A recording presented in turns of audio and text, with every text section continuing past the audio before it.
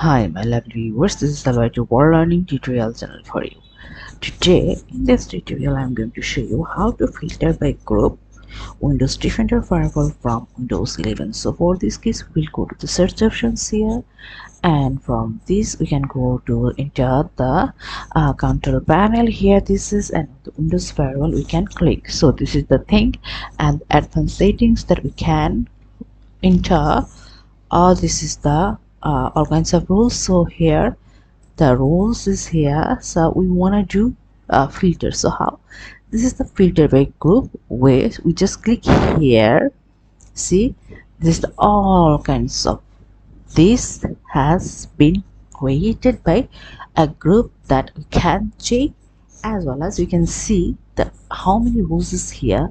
This is so in this way we can do these things. Thank you so much for watching this video. Please subscribe this channel. Hopefully this tutorial will help you so much.